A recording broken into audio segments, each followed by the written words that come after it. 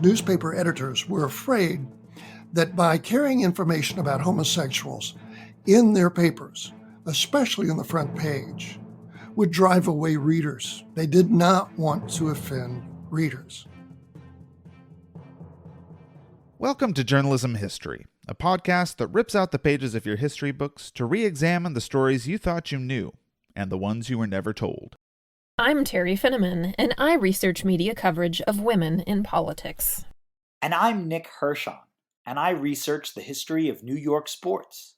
And I'm Ken Ward, and I research the journalism history of the Great Plains and Rocky Mountains. And together, we're professional media historians guiding you through our own drafts of history.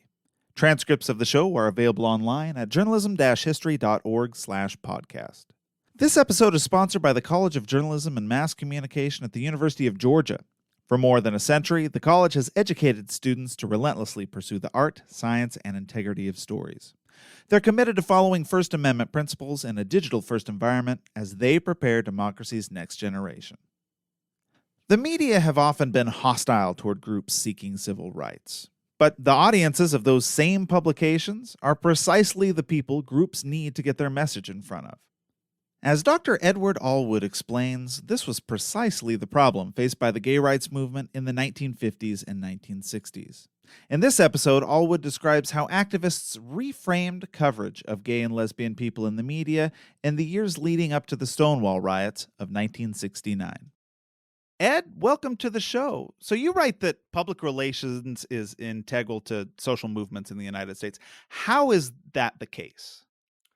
Well, it's not only the gay movement, but in general, movements, and including some corporations, of course. But for movements, this is really a lifeblood. And at the time that the gay rights movement began, and I'm going to use the short form of it without all the initials, and just say gay rights movement, the mainstream media was composed of print and broadcast, because I'm talking about the 1950s and 1960s. So it was important as the movement began to get word out that there was a movement. And there are two especially tangible reasons. One is to attract more members. The second is to even attract contributions. And then, of course, the third and the big one is to try to gain some traction to make some changes. We see that today with various movements, with the movements for women's rights. We see it with Black Lives Matter. We see it with global climate change. I almost said global warming, but it's better to say global climate change because the framing there is more conducive. Sure. So how then? So if it's an issue that all social movements need to be concerned with, take us to this gay rights movement, right? How did gays and lesbians in the United States come to see themselves as a movement in the first place? Well, before 1950, and including the time frame for a time after 1950, the only way that a gay or lesbian person was seen in the media was as a menace to society. In 1949, Newsweek magazine ran an article. The headline said, "Queer people." Now, today, the word queer is pretty well accepted, it seems, but back in the 1950s, that was not an acceptable term. And it derided the people who were homosexual, whether it was men or women. And they were shown as a menace. They were shown in a very negative light. The stereotypes, it showed them as either crazy or as criminals. And the police fostered this image because it showed them as doing their duty. Anti-gay psychiatrists, which incorporated most of the psychiatric field, was in favor of this because it helped. They saw themselves as helping these poor individuals that they saw as mentally ill. And so homosexuality was listed in the diagnostic manual for the psychiatric profession as a mental illness. And that also gave the military the foundation to throw gays and lesbians out of the military if they were found to be in the military. So it was a very, very negative image, a very stereotypical image that people who were beginning to form the movement were running up against. And so, how then does that sort of environment, that atmosphere, coalesce into this movement that we see, as you describe it in your research, especially in the 1950s and the 60s? What is that spark that leads these people to start seeing themselves as one unified movement? There was a man named Edward Sagarin who wrote under the pen name of Donald Webster Corey, who did a book in 1950 called The Homosexual in America. Sagarin was a very closeted professor at one of the universities in New York. Wrote this book, and for the first time, he was a sociologist. For the first time, the description of homosexuals, which would be called gay people during that period and later, were seen as a minority, a social and political minority. Now, today, that's like, okay, sure, everybody knows that. Well, they did not back in 1950. A man named Harry Hay and four of his friends in Hollywood read the book, were galvanized by it to begin the gay movement. But the interesting thing is, they called it the Mattachine Society, which is not an everyday term by any means. They certainly didn't call it the National Association of Homosexuals. But because homosexuals were being hunted by the police and arrested for morals charges. So Hay and his friends formed the Mattachine Society. And of course, they needed to get word out that they were forming this society. One of the interesting things about researching this topic and other topics related to this era with the gay rights movement is most of the people did not use their real names. Harry Hay had been a member of the Communist Party and had been thrown out of the Communist Party for being a gay man. So he formed the Mattachine Society, and that word comes from ancient times, and it's a court jester. It's someone who is able to speak the truth to the powers that be from behind a mask. And so Hay, having been a Hollywood actor at one point, decided that was the best name. But that was not a name that was going to attract publicity. In fact, with homosexuals being seen as mentally ill, it was very, very difficult for any media to treat them as a legitimate organization. So you argue that the leaders of this gay rights movement adopted these PR strategies in the 50s and 60s. Before we get to those strategies and how they used the media, how had the media been used before that to marginalize these same groups? Media had been used, as I said, to show them as a menace. But another thing is that the newspapers, in a sense, sided with the local police. And that is, when a gay person was arrested, whether they had done anything or not, and it could have been just pure entrapment by the local police, the newspapers would publicize it. They would run the name, and it was always a man. They would always name the man. They would list his home address. They would list his place of employment. And it guaranteed that they were going to lose their jobs. So in that sense, the newspapers at that point were an extension of the police department in that the police would arrest the person, and even if they were not sentenced by a court, the newspapers inflicted a punishment. So how did these gay and lesbian activists then make their struggle palatable to news organizations in the 50s and 60s, if this is the way the media had previously treated them? How in those first days were they framing themselves? Well, let me give you an example from the Midwest, and that is a man named Harold Call, known as Hal Call, had joined the Mattachine Society in Chicago. And so he was familiar with Donald Webster Corey's work. He was familiar with Harry Hay's work, and he had been a former newspaper publisher in the Midwest. He moved to San Francisco and he joined the Mattachine Society there. And then he had a base, really, of operations, and he had a lot of people who were members of the Mattachine Society in San Francisco. So he was one who engineered some of these ideas of appealing to the press and presenting their case for being a minority, just like Blacks, just like Hispanics, and especially a political and social minority. he came up with ways to try to influence the press. So one of the things he did was he had the Mattachine Society poll candidates for city council and the school board on their attitudes toward homosexuality. And then they sent the results of the poll to the local newspapers. Well, none of the local newspapers in San Francisco or Los Angeles ran the stories, but what they did do is turn one of them over to a columnist. And the columnist named Paul Coates ran a brief article about them and essentially said, who are these people? And did research and said, oh, the leader of these people is a former member of the Communist Party. There must be something wrong with these people beyond the fact that they are psychologically damaged. But what he did was he also had a television show he liked to have controversial topics, something like 60 Minutes has today. The more controversial topics, perhaps, the bigger audience you'll have. So he contacted Paul Coates contacted the Mattachine Society in Los Angeles, and they put him in touch with a young man who went by the name Curtis White. Curtis White's real name was Dale Olson.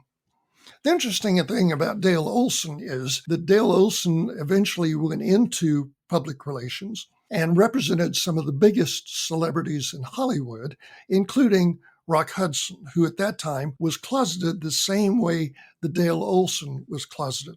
Well, much before that, when Dale Olson was only 20 years old, he went on this television show.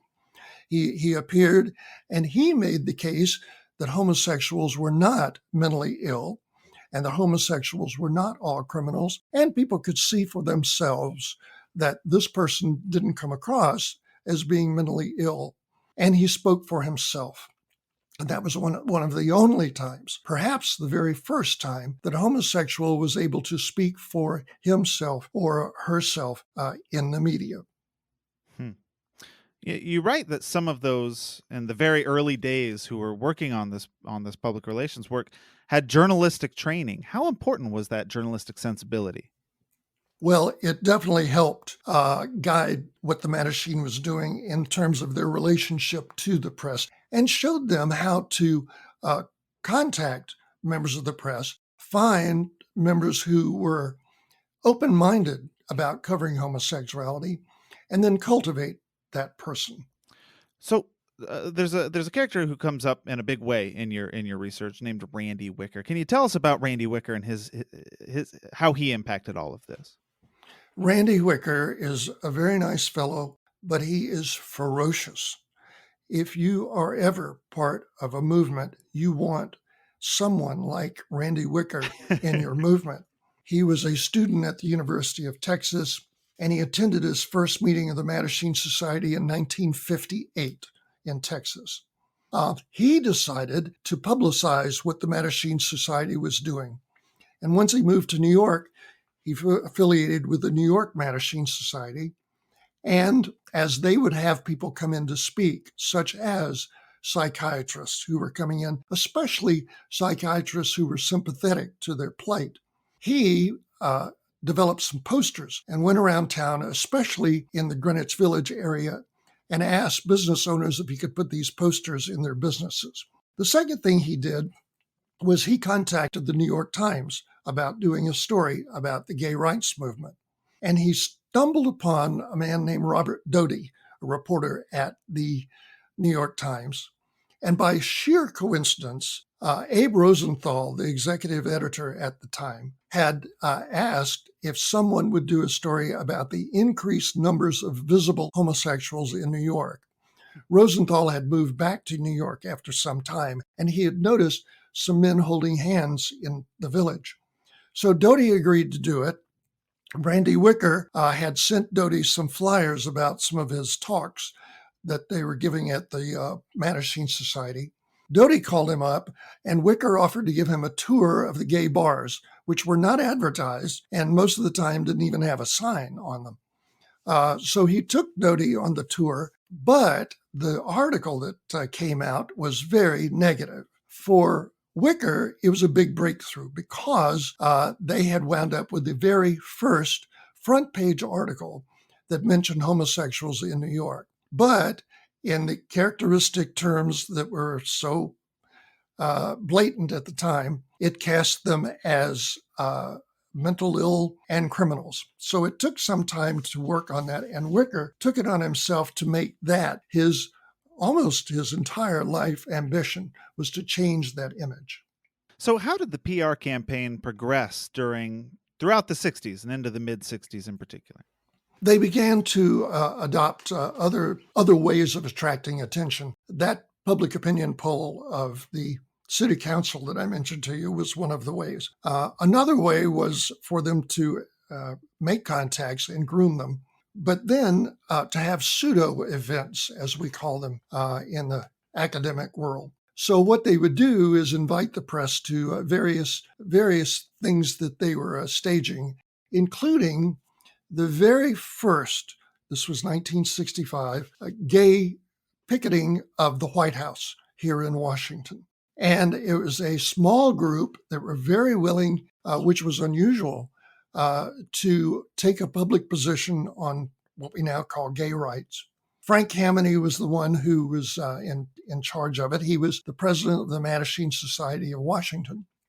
And Kameny's feeling was that if they were going to protest and ask for employment protection, for example, then they should dress as employable people. So he had the men in the protest wear coats and ties, and he had the women, the lesbians, wear dresses. And so this was the very first gay protest in America. There had been other protests that Randy Wicker staged in New York that had gay people marching, and that had to do with the Vietnam War and the military throwing gays out of the military. But the first real official, full-fledged 100% gay march picketing was here in Washington at the White House. So they would stage these types of events. And then because of that, they made contacts at CBS, and correspondent Mike Wallace invited several of the ones who were part of the picketing to appear on his program, which was called The Homosexuals. He did a documentary, and he did it for a show called CBS Reports, which was on for quite a number of years and was succeeded by 60 Minutes. But this was another time that gays now were able to speak for themselves on a national platform. Well, and so you've spoken a couple times about these TV connections. You've also, in that Washington, D.C. protest, demonstrated there's a very obvious interest in visual appearance and how gay rights groups look to the public at large. Talk a little bit about how different were those TV appearances from print stories that may have been written about them during this era? What was the difference between those two media? Well, it meant a lot to be able to see the person talking. And one of the interviews on that program was with Jack Nichols. And at that time, Jack Nichols was in his 20s. He was a very athletic-looking fellow. He spoke very, very well. He was very smart. He, by the way, later opened up a gay newspaper in New York called Gay. So he was drawn to the idea of public communication and journalism. And Jack Nichols did not look a thing like the stereotype, not at all, which made him a bit of a curiosity.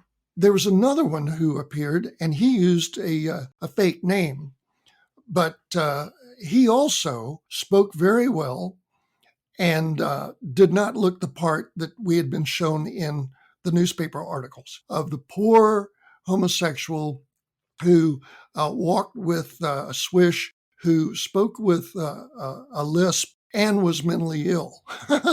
These two fellows, just by being on television and answering questions and not being ashamed of themselves, not hiding behind a mask, not having their face blacked out, they were ready to answer any questions anybody had, including Mike Wallace. Now, all of this was drawing more people to the movement. All of this was not paid publicity. This was free publicity thanks to the journalists who were fascinated by what they were seeing. So how did all of this parallel what was happening in the broader civil rights movement during the same era? Well, in the broader civil rights movement, you had, for instance, the Freedom Riders. You had bus companies not allowing African Americans to get on the buses. You had all sorts of public places not allowing African Americans to use the restroom.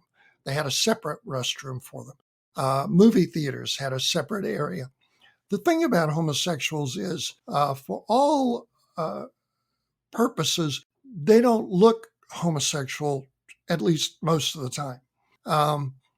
They are able to hide their minority status where other minorities are not able to. Sometimes that brings up some resentment among other minorities.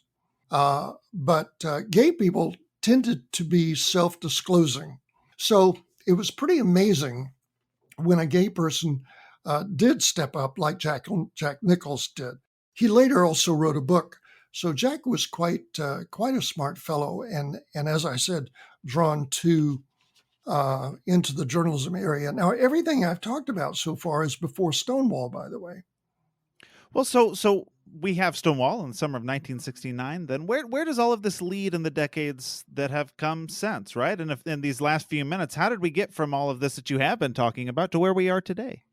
Well, I'm so glad you spent time talking about everything up until 1969 when Stonewall happened, because so many people think the gay rights movement started that summer of 1969. It did not.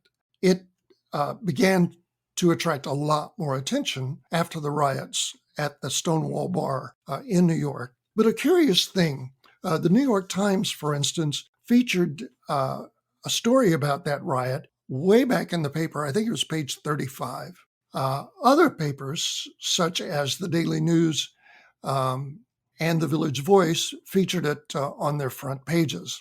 However, the Daily News, for instance, in a sense made a mockery of it, because they would say things like, on Christopher Street, the rioters stood bra strap to bra strap. Well, it's very colorful and very interesting, but that's just not a serious news article about what those rioters saw as a serious situation. And what they were protesting was police harassment, in this case of the Stonewall Bar, but it had happened to other bars. The New York Times carried additional stories, one or two. They were also featured in the back of the paper.